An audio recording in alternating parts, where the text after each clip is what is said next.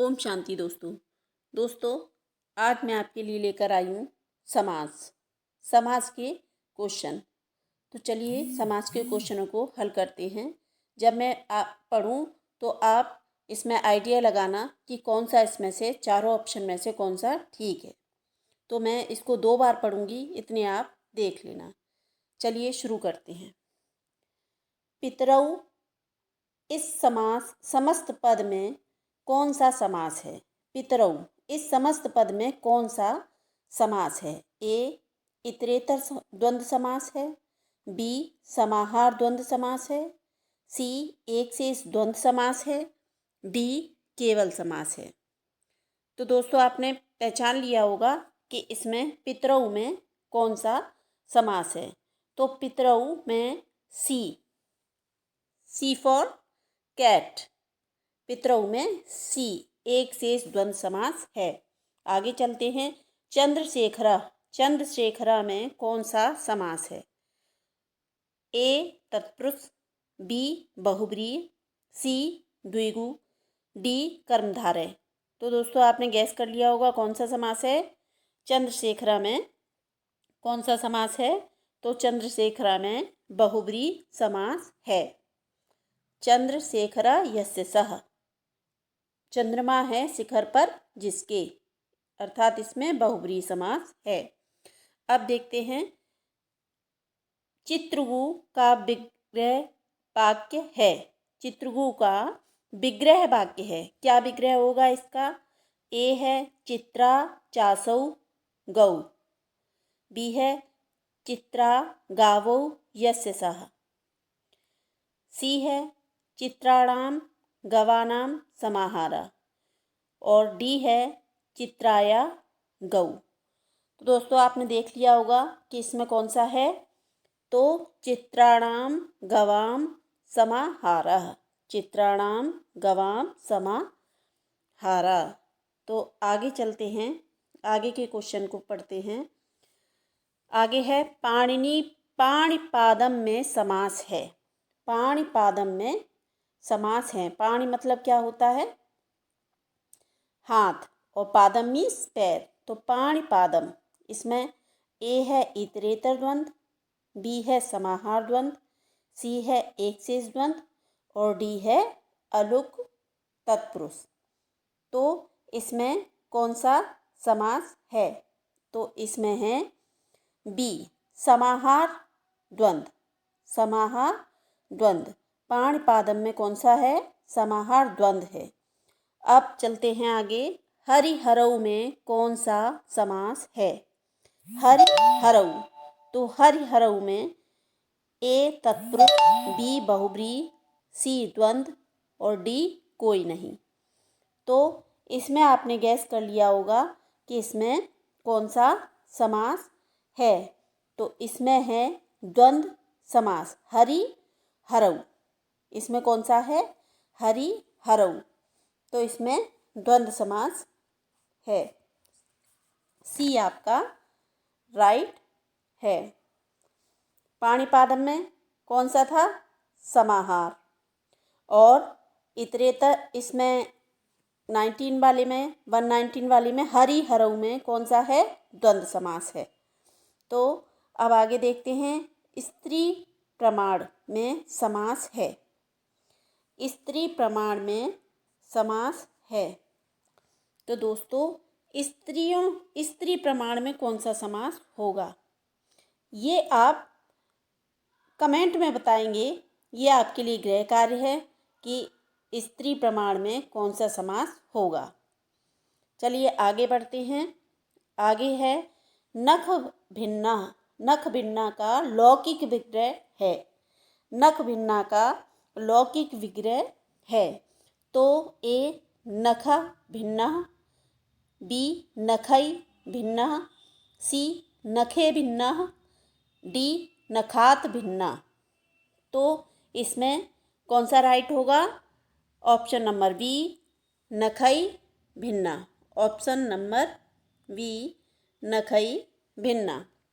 तो दोस्तों आगे बढ़ते हैं फिर इसके साथ। आगे है, इसको बड़ा कर लेते हैं।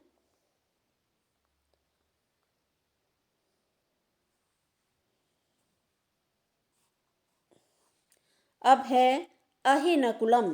अहिनकुलम में कौन सा समास है? तो अहिनकुलम में कौन सा समास है? इतरेतर द्वंद्व है, समाहार द्वंद्व है, एक शेष द्वंद्व है, अलुक तत्पुरुष है।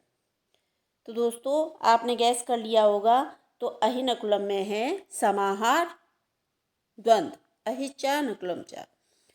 अब देखिए आगे बढ़ते हैं। निर्मच्छिकम। निर्मच्छिकम में समास है तो ए तत्पुरुष, बी अव्ययीभाव, सी द्वंद्व और डी बहुब्रीहि। तो आपने, ये तो बहुत ही सरल है। इसमें उपसर्ग लगा हुआ है तो इसमें अव्ययीभाव समास होगा। तो कौन सा होगा? ऑप्शन आपके लिए राइट, अव्ययीभाव, बी ऑप्शन राइट। रूपबद्ध भार्या में कौन सा समास होगा? रूपबद्ध भार्या में कौन सा समास होगा? ए अव्ययीभाव समास, बी द्विगु समास, सी बहुब्रीहि और डी द्वंद्व। तो रूपवती भार्या यस्य सह, रूपवती भार्या यस्य सह, तो ये बहुब्रीहि होगा। सी नंबर आपका राइट है। सी नंबर आपका राइट है, बहुब्रीहि होगा। अब आगे चलते हैं। हरिहरऊ शब्द का विग्रह होगा। हरिहरऊ का विग्रह होगा तो ए हरिचा हरिचा, बी हरिश्चा हरश्चा, सी हरिचा हरुचा, डी हरिचा हरिचा। तो दोस्तों आपने गैस कर लिया होगा कि इसमें ऑप्शन नंबर बी राइट है, हरिश्चा हरिश्चा। अब देखिए आगे चलते हैं।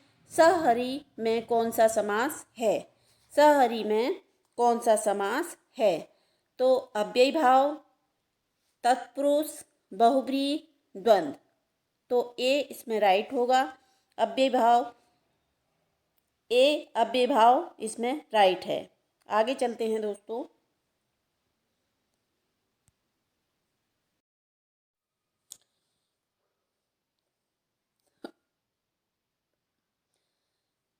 उपराजम में कौन सा समास है? उपराजम में कौन सा समास है? ए बहुब्रीहि, बी तत्पुरुष, सी अव्ययीभाव, डी द्वंद्व। तो आपने सोच लिया होगा उपराजम में कौन सा समास है।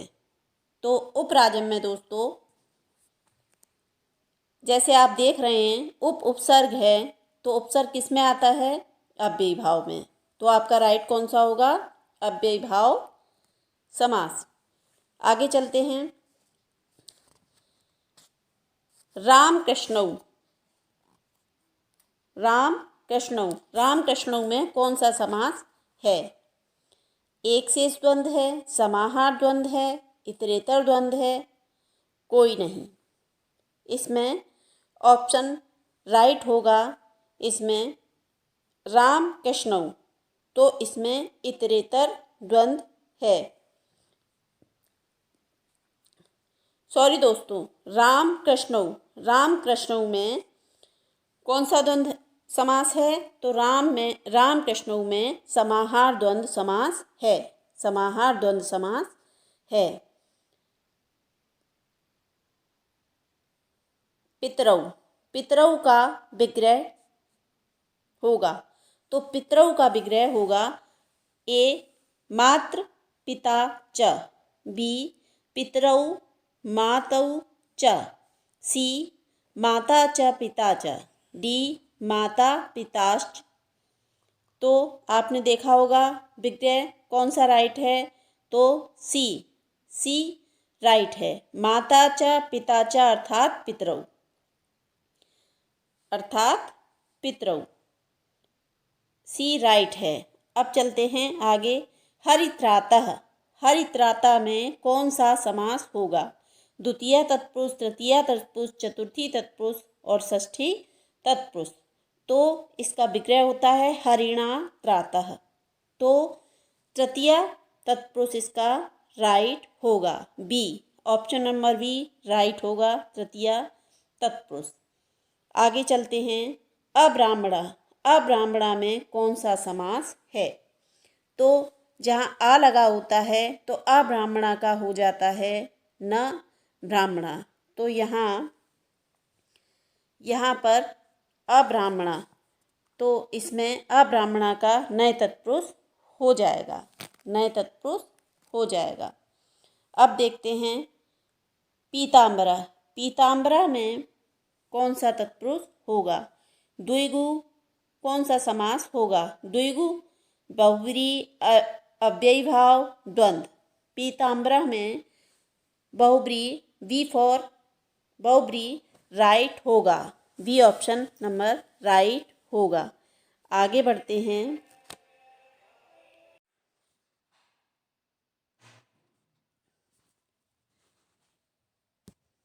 पीताम्बरा। पीताम्बरा में समास है। तो पीताम्बरा में ए द्विगु, बी बहुब्री, सी अव्ययीभाव, डी द्वंद्व। तो दोस्तों पीताम्बरा में समास होगा। तो पीताम्बरा में बहुब्री समास होगा। पीतम अम्बरम यस्य, पीतः अम्बर यस्य सः, अर्थात बहुब्री। अब प्राप्तोदकः। प्राप्तोदकः में समास है। तो प्राप्तोदकः में ए अव्ययीभाव, बी बहुब्री, सी तत्पुरुष, डी द्वंद्व। तो आपने पहचान लिया होगा प्राप्तोदकः में कौन सा समास होगा। तो प्राप्तोदकः में बहुब्री समास होगा। बी, प्राप्तोदकः में बहुब्री समास होगा। अब है क्वेश्चन नंबर 5।